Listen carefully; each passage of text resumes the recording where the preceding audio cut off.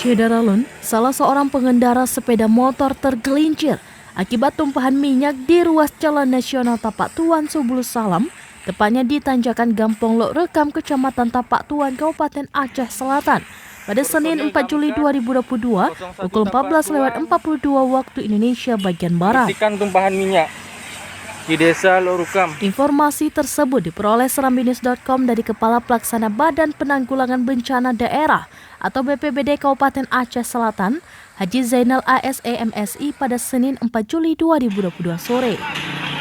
Mendapat laporan tersebut, Lanjuk Kalak BPBD Aceh Selatan ini, personel Pos Damkar PB01 Tapak Tuan langsung menuju ke lokasi kejadian untuk melakukan pembersihan minyak tersebut menggunakan satu armada Ayex.